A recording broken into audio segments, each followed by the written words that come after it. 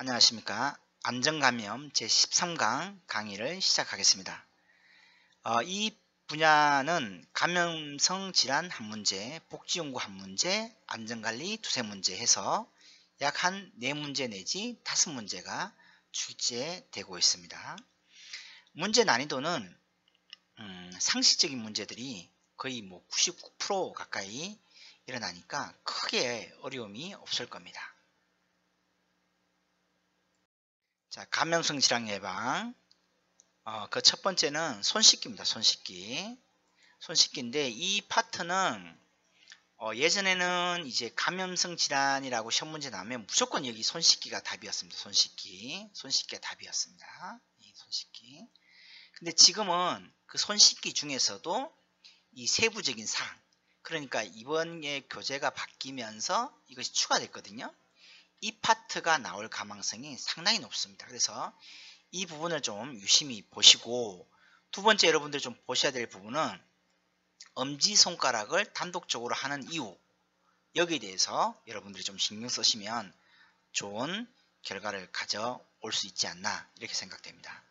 자, 손 씻기를 엄지손가락만 따라 하는 이유는 뭐냐면 엄지손가락이 역할이, 그러니까 쉽게 얘기하면 가장 많이 쓰는 거예요. 그래서 이제 따로 한번 해주는 거고, 그 다음에 두 번째는 뭐냐면 지금까지는 이제 다른 책에서도 마찬가지지만 고체 비누를 써도 된다 라고 되어 있지만 이번에 책이 교재가 바뀌면서 얘보다는 항균 액체 비누를 사용해라 이렇게 나와 있거든요. 이는 무슨 뜻이냐면 고체 비누 같은 경우는 물을 품기 때문에 세균도 같이 품을 수 있다는 거예요. 그래서 항균 액체 비누를 써라, 이것이 핵심입니다. 핵심. 이해되시죠? 그리고 일회용 수건이나 타월로, 휴지 아닙니다. 휴지. 만약에 이 휴지가 나오면 그게 틀린 지문이에요. 타월. 왜냐하면 휴지는 옷에 손에 막 묻잖아요. 옷에도 묻고 손에도 묻고, 그러니까 그건 아니에요. 그 다음에 깨끗한 마른 수건, 이게 정답입니다. 자, 감염성 질환에 대해서 구체적으로 조금 더 알아볼까요? 자, 우리가 손을 꼭 씻어야 되는 경우가 몇 가지가 있는데, 시험 문제에 나왔을 때는 뭐냐면 씻지 않는 거, 요거 나왔었고요. 그 다음에 행주, 배변 활동, 그 다음에 책, 컴퓨터, 애완동물, 요게 이제 시험 문제가 나왔었거든요. 그래서 봅시다. 일반적인 상식적인 문제에서 거의 시험 문제 출제된다, 아까 그렇게 제가 말씀드렸습니다. 보시면 씻지 않는 과일과 채소를 만졌을 때, 그 다음에 배변 후에 혹은 행주를 사용했을 때, 그 다음에 오래된 책과 돈은 이제 여러 사람이 만지게 되잖아요. 그러니까 감염될 가능성이 높죠. 그 다음에 컴퓨터 키보드 이런 것들을 만지게 되면 나의 균이 다른 사람을 통해서 전달될 수 있으니까, 그 다음에 동물 이런 것들이 손을 씻어야 되는 이유가 되겠습니다. 감염성 예방 같은 경우는 분비물 처리에서 시험 문제가 상당히 많이 나오는데, 나머지 부분은 그 일반적인 상식이니까 크게 염려하실 필요 없고, 체액이 묻은 경우 이 부분이 시험 문제에 많이 출제되고 여러분들이 많이 헷갈리십니다. 그래서 우리가 찬물로 먼저 닦고 더운 물로 헹구면, 찬물로 먼저 닦으면 퍼지지가 않잖아요. 그래서 찬물로 먼저 닦고 더운 물로 헹궈 내시는 것이 필요합니다. 그 다음에 위생관리에서는 보시면 피부가 트거나, 예를 들어서 대표적인 것은 뭐냐면 발 뒤꿈치예요. 트거나 갈라지면 그 사이로 균이 침투될 수 있거든요. 그래서 로션을 발라서 갈라지지 않게 하는 거죠. 그래서 세균 감염을 예방한다 라고 보시면 되고, 지금이야 이제 여러 가지 그 제품들이 있지만 예전에는 로션이 많았기 때문에 책에 로션이라고 이렇게 지문에 나와 있습니다. 그 다음에 두 번째로 중요해야 될 것은 뭐냐면 일회용 보호장구는 재사용을 금지해야 되고, 요양보호사는 목욕을 자주 해야 된다. 이런 것이 핵심이 되겠습니다. 그 다음 흡인 물품에 대해서 설명을 하겠습니다. 당연히 1일 2회 이상 깨끗이 닦아야 되고요. 한번 사용한 카테터의 경우에는 물에 담궈 놔야지만이 이게 불어서 그 안쪽에 있는 뭐랄까 덕지덕지된 그 체액이라든지 그 다음에 코 이런 것들을 충분하게 불려 놓는 거죠. 그 다음에 흐르는 물에, 그러니까 고인물에, 예를 들어서 세숫대야에다가 담궈 놓고 카테터를 씻게 되면 다시 재감염이 되기 때문에 반드시 흐르는 물에 카테터를 어떻게 합니까? 비벼서 씻는 거예요. 왜냐하면 카테터를 보시면 이렇게 구멍이 작거든요.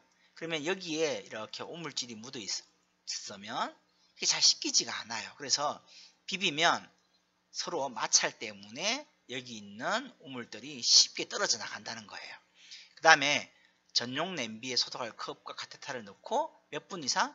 15분 이상 끓여줘야 돼요. 이상이니까 20분도 되는 거예요. 그러나 30분 정도는 아니에요. 이런 문제는 나오지도 않지만 너무 오랫동안 끓이면 얘가 고무가 손상이 올 수 있거든요. 그래서 약 15분에서 20분인데 예전에는 이제 20분이라고 나와 있던 책도 있었고 했는데 지금은 이번에 개정이 되면서 15분으로 정리가 됐어요. 그래서 이 부분을 어떻게 배우냐면 우리가 지팡이 기억나십니까? 앞쪽으로 15, 오른쪽으로 15. 그러니까 이 15랑 얘랑 연관지어서 우리가 외우시면 헷갈리지 않을 거다 이렇게 생각이 들고요.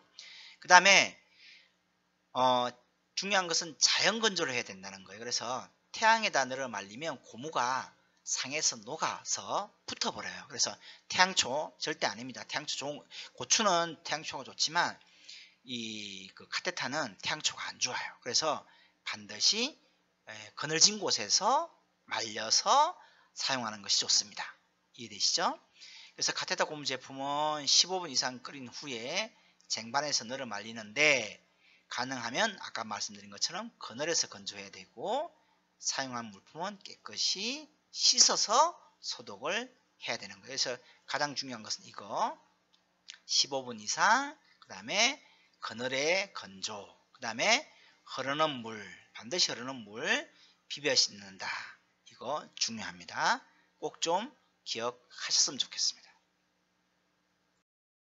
자, 복지연구입니다. 복지연구는 대여 품목이 있고 구입 품목이 있고 그 다음에 구입과 대여가 동시에 되는 게 있는데 가장 중요한 것은 이겁니다. 이거. 그래서 구입 품목을 보시면 욕창 예방 매트리스가 있어요. 구입하고 대여 품목은.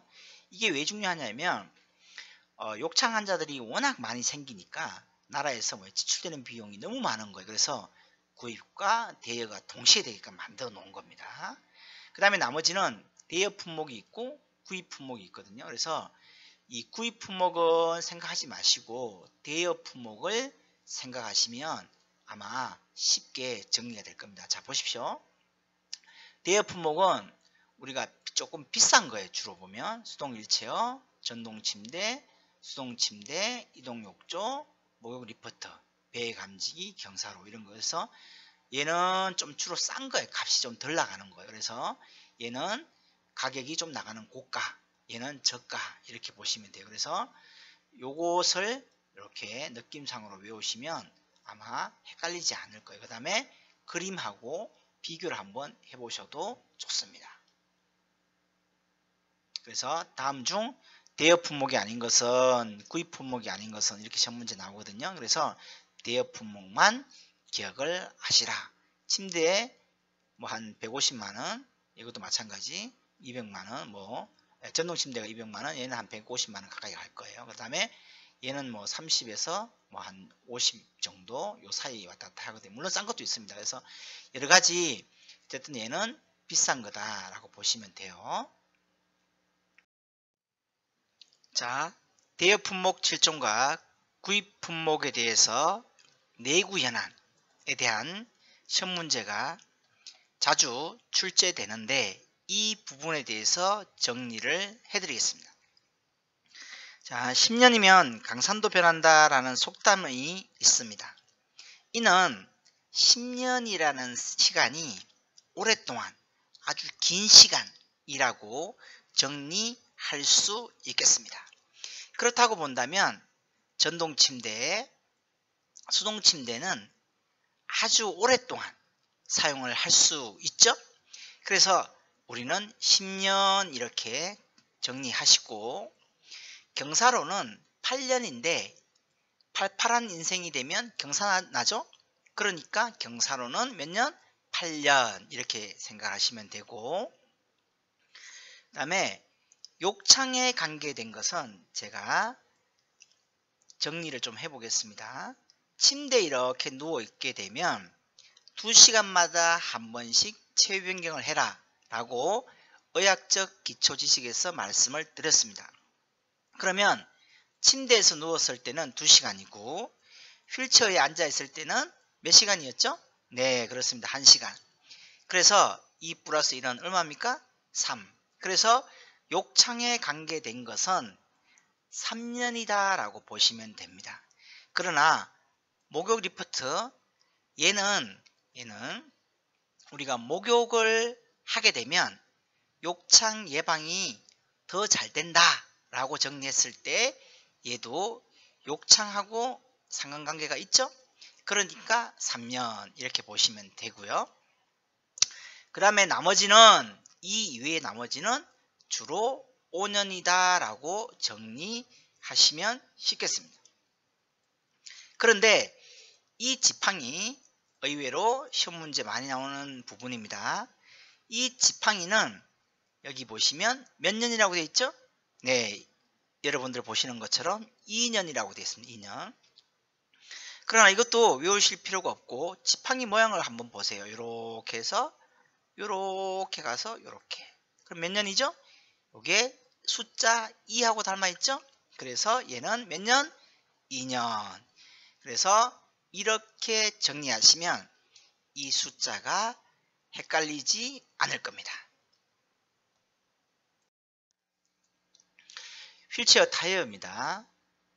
수동 휠체어 타이어인데 뒷바퀴의 공기압이 너무 낮으면 여기 여기 이 면적이 커지기 때문에 잘 굴러가지가 않아요. 그 다음에 얘가 반대로 압이 너무 낮게 되면 얘가 여기에 있어야지 얘가 이렇게 눌렀을 때 이게 잠김새 역할이 되거든요. 근데 압력이 너무 낮아 버리면 얘가 여기가 아니라 여기쯤 온단 말이에요. 그러면 얘가 눌러도 이만큼의 공간이 있기 때문에 잠금 기능이 잘 안 되죠. 그래서 그런 것들을 생각하시면 되고, 타이어의 압력은 우리가 엄지손가락으로 여기를 꾹 하고 눌렀을 때 0.5cm 정도가 들어가는 상태가 가장 탄력성이 좋다고 알려져 있습니다. 그래서 공기압이 또 너무 높게 되면 탄력성을 잃어버리기 때문에 진동 흡수가 되지 않고, 그 다음에 잠금 장치가 일단은 고정이 되지 않는 경우가 간혹가다 있는데, 이럴 때는 아까 말씀드린 것처럼 이 타이어 공기압이 너무 약하지 않는지, 그래서 타이어 공기압을 반드시 확인해 줘야 되고, 휠체어를 사용하지 않을 때는 반드시 잠금 장치를 통해서 안전을 확보해 놓는 것이 좋습니다. 자, 침대입니다. 침대. 사고가 가장 많이 나는 것 중에 하나가 뭐냐면 침대 사고예요. 그래서 침대에서 우리가 침대를 이렇게 그 사이대 그 난간을 세워 놓으면 답답하거든요. 그래서 난간을 접어 버리는 거예요. 그래서 낙상이 돼서 골절돼서 사망되는 경우가 많거든요. 그 다음에 또 두 번째 사고가 많이 나는 것은 뭐냐면 신체 일부분이 끼는 거예요. 그 다음에 옷깃에 질식돼서 눌려서 질식돼서 사망되는 경우가 많아요. 그래서 무슨 얘기냐고 하면 침대가 이렇게 있으면 이렇게 수평에 있다가 뭐예요? 그 크랭크 손잡이를 잡아서 돌리면 침대가 이렇게 올라오거든요. 이런 식으로 올라온단 말이에요. 그러면 이 사이에 옷이 끼는 거예요. 그래서 옷을 당기니까 환자의 목에 이렇게 당겨져서 질식사에서 죽는 경우가 있죠. 그 다음에 두 번째는 이제 이 사이에 그 손이라든지 껴서 골절이 되는 경우가 많아요. 그래서 이 꼭 알아두기 요 부분을 좀 알아두시면 여러분들이 시험 문제 풀 때 좀 유리할 것 같고요. 그 다음에 크랭크 손잡이가 있습니다. 손잡이를 오른쪽으로 돌리느냐 왼쪽으로 돌리느냐 이거 가지고 예전에 시험 문제가 나왔습니다. 자, 시계를 한번 보겠습니다. 시계. 제 시계를 보시면 10시 지금 10분인데요. 지금 이제 동영상 강의를 찍는 시간도 저녁 10시 30분이거든요. 자, 어쨌든 시간이 이렇게 지금 가고 있죠. 그래서 이렇게 돌리면 이게 이제 일반적인 상식이잖아요. 그러면 이렇게 돌리면 시간이 어떻게 됩니까? 가는 거예요. 날이 가는 거예요. 하루가 가고 이틀이 가고. 그러면 얘도 오른쪽으로 돌리게 되면 위로 올라오는 거예요. 그리고 자 보십시오. 이게 그래서 플러스고 반대로 이렇게 돌리면 숫자가 밑으로 내려가죠. 마이너스예요. 그래서 자 왼쪽으로 회전시키면 내려가는 거고 오른쪽으로 돌리면 올라오는 거죠. 그래서 이런 일반적인 상식과 이런 책에 나온 이론을 근거해서 자 각자 나름대로 정리하시면 문제가 헷갈리거나 어렵지 않다라는 것이 늘 제가 주장했던 공부의 방법이다. 제가 이렇게 정리하면서 다음 파트로 넘어가 보도록 하겠습니다. 자, 낙상입니다. 낙상. 낙상은 이 감염 안전에서 가장 중요한 포인트 중에 하나인데요. 왜냐하면 낙상이 진짜 그 가정에서 많이 일어나거든요. 그래서 이 부분도 시험 문제가 상당히 많이 나와요. 그래서 그 안전 감염에서 문제가 나오면 최근에는 이 낙상이 하두였습니다. 하두. 그래서 낙상은 꼭 좀 여러분들이 알고 계시면 좋고 의식 있는 대상자의 낙상 예방 방법은 흐트러진 물건을 다 정리하시는 게 좋고 자 낙상한 환자를 보게 되면 절대로 움직이시게 하면 안 돼요. 왜냐하면 재골절이 일어날 수 있기 때문에 자 낙상을 했을 경우에는 당황하지 말고 대상자를 어르신 괜찮아요? 좀 기다려 보세요 하고 어디가 다쳤었나요? 라고 그 사람의 이야기를 경청해 보는 거예요. 그래서 그분이 왼쪽으로 넘어졌어요. 그러면 왼쪽을 유심히 보시거나 그 다음에 관찰하시고 나중에 119에 도착하면 그 부분을 그대로 이야기하시면 되겠습니다. 낙상을 예방하는 방법이 있는데 이것도 중요합니다. 예방하는 방법은 약물 복용에 대해서 의사에게 확인받고 과음을 삼가든지 술을 많이 먹게 되면 아무래도 넘어지게 되잖아요. 그 다음에 시력 문제, 그 다음에 집안 환경을 안전하게 만들기, 그 다음에 근력을 키우기. 이것이 낙상 예방 방법이 되겠습니다. 시험 문제에서는 우리가 이제 요양보호사니까 예방 방법이 뭐냐 이걸 많이 물으니까 근육 강화, 환경 안전, 그 다음에 시력이 나빠지면 안경 쓰기, 그 다음에 약물 복용, 그 다음에 과음 이런 것들을 정리해 보시면 되겠습니다. 어렵지 않죠? 계속해서 낙상에 대해서 알아보도록 하겠습니다. 먼저 낙상 유발 위험 요인이 하나가 있고 낙상을 일으키는 기타 요인이 있는데 위험 요인부터 먼저 보도록 하겠습니다. 보행장애가 있는 질환을 앓고 있는 사람이나 그 다음에 발에 이상이 있거나 적절한 신발을 착용하지 않는 사람들도 보행을 할 때 걸려서 넘어지기 때문에 낙상을 할 수가 있고요. 그 다음에 기립성 저혈압, 그 다음에 여러가지 약물을 복용하고 있는 사람은 약물의 상호작용 때문에 어지러워서 순간적으로 넘어질 수가 있고요. 기타 시력이 떨어지는 사람들도 마찬가지고 집안에 여러가지 물건들이 정리가 잘 안 되어서 낙상의 위험 요인이 되는 경우도 있습니다. 그 다음에 낙상을 일으키는 기타 요인으로는 신체적 요인과 환경적인 요인으로 나누는데 신체적 요인은 뭐냐면 내 안에 있는 것, 그러니까 내가 운동장애가 있거나 심장질환이 있거나 빈혈이 있거나 시력에 문제가 있을 경우에 이것을 신체적 요인이다 라고 이야기를 하고 환경적 요인은 뭐냐면 신체적 요인이 아닌 것, 즉 집안의 전선이라든지 문턱이라든지 이런 것이 환경적인 요인입니다. 그래서 환경적인 요인이 신체적인 요인이 어떤 것인지 우리가 정리를 해 두시면 되겠고요. 행동적 요인이 있습니다. 행동적 요인. 이는 지나친 음주나 피로에 의해서 개인 활동량이 저하동으로 인해서 낙상을 일으키는 경우를 행동적 요인이다 이렇게 정의를 합니다. 시험 문제에서는 얘가 더 많이 나오니까 얘를 중점적으로 알아두시고 얘를 부수적으로 알아두시면 신체적 요인과 환경적 요인 구분에 대해서 알아두시면 되겠습니다. 자, 화제입니다. 화제는 이제 이번에 교재가 바뀌면서 나왔던 건데요. 눈으로, 귀로, 코로, 손으로 어떻게 무엇을 이런 것이 이제 연결되는 부분의 문제가 아마 나올 것으로 예상되고, 눈은 뭐예요? 우리가 눈으로 보죠? 무엇을? 화제를. 그래서 연기가 보이기도 하고 불빛이 보이기도 하고 따가워요. 그래서 이런 것이 이제 눈으로 볼 수 있고, 그 다음에 귀는 뭐냐면 사람들이 화재가 저기 불이다 라고 했을 때 사람들이 웅성웅성 그러겠죠. 비상벨이라든지 평소에 뭐 나지 않는 불타는 소리라든지 이런 것들이 귀로 들을 수 있고, 코는 뭐냐면 타는 냄새가 나는 거죠. 그래서 이제 이게 코. 그 다음에 손은 뭐냐면 열기를 느끼기 위해서 온도를 재보는 거예요.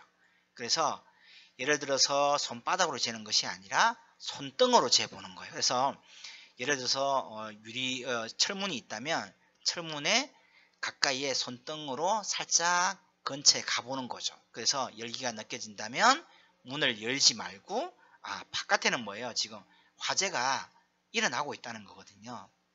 그래서 문을 열면 화재가 더 많이 우리 그 공간으로 들어오기 때문에 문을 열지 말고 다른 대피로를 찾는 것이 현명하겠죠. 그래서 이런 어떤 관계, 눈으로 뭘 보고 귀는 소리를 듣고 코는 냄새를 맡고 이런 관계를 정리를 한번 해보시면 됩니다. 이건 뭐 어렵지 않을 거라고 생각하고요. 지진입니다. 지진은 이제 여러분들이 꼭 아셔야 될 것은 뭐냐면 이겁니다. 엘리베이터 탔을 때 만약에 엘리베이터를 타면 안 되지만 타고 있을 경우에는 모든 층을 다 눌러야 됩니다. 왜냐하면 고장이 나서 어느 층에 설 수도 있고 안 설 수도 있거든요. 그래서 가장 먼저 서는 층에서 빨리 내리셔야 돼요. 타고 내려가는 게 아니에요.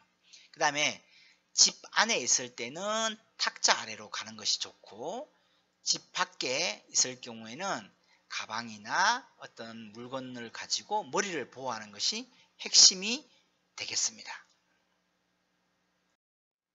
그 다음에 화재입니다. 화재도 이 부분이 5번 부분이 이번에 책이 교재가 바뀌면서 변경된 사항이니까 꼭 좀 알아두시기 바랍니다. 교재가 바뀌지 않는 분들도 있는데 이 부분이 이렇게 바뀌었습니다. 그러니까 바뀌지 않는 부분은 불어오는 쪽에서 바람이 불어오는 쪽에서 구조를 기다린다 이렇게 돼 있거든요. 이건 틀린 지문이에요. 그래서 여러분들이 앞에다가 제가 어떻게 수정을 했냐고 하면 대피한 경우에는 바람이 불어오는 쪽에서 기다린다. 그러니까 자 보십시다. 화재가 이렇게 있는데 여기서 바람이 만약에 이렇게 분다면 여기에서 기다리라는 뜻이 아니에요. 불이 이렇게 지나갔잖아요. 지나갔으면 여기에서 기다리라는 거예요. 여기에서. 이해되시죠? 그래서 대피한 경우에는 바람이 불어오는 쪽에서 해야지만이 이렇게 가니까 여기는 다 타고 없잖아요. 여기는 불길이 계속 이렇게 번지고 그러니까 불길 후방에 있는 거죠. 오해하시지 마시고 이런 점을 좀 주의를 하시고, 그 다음에 야간 하듯이 이 8번 한쪽 손으로 벽을 짚고 조심스럽게 계속 이렇게 전진을 하게 되는데, 만약에 중간에 손을 바꾸게 되면 순간적으로 이쪽 방향인지 이쪽 방향이 헷갈리게 돼요. 그래서 더 깊은 실내로 들어갈 수 있기 때문에 손은 절대로 바꾸면 된다 안 된다? 안 된다 라는 것이 핵심입니다. 자, 마지막으로 전기 사고에 대해서 정리를 하겠습니다. 꼭 알아두기는 인공호흡기나 흡인기가 있는 대상자는 반드시 보조전원을 마련해 두어야 합니다. 전기 사고에 있어서는 냄새가 나거나 그 다음에 소음이 들리면 즉시 사용을 중단하셔야 되고, 코드를 사용하기 전에 전선이 벗겨졌는지 이런 파손 여부를 반드시 확인을 해 보아야 합니다. 그 다음에 콘센트 하나에 여러 개의 전기 코드를 꽂으면 과열 때문에 화재의 위험이 있기 때문에 절대 사용하시면 안 됩니다. 의료기구는 주로 비싼 기구들이 많으므로 반드시 접지용 3핀 플러그를 사용하는 것이 좋습니다. 접지용 3핀 플러그는 여러분들이 여성분들은 이 전기 기구가 어렵기 때문에 제가 그림으로 준비해 봤는데요. 요게 이제 접지용입니다. 요게. 그래서 전기가 하나 들어오는데 얘는 접지용이 돼서 벽을 타고 땅속으로 이렇게 들어가게 돼서 안전을 보장받을 수 있습니다. 자, 이상으로 안전 감염 강의를 모두 마치겠습니다. 제 강의를 들어주신 여러분 진심으로 감사드리고 여러분들의 앞날에 큰 축복과 행운을 기원합니다. 감사합니다. 고맙습니다.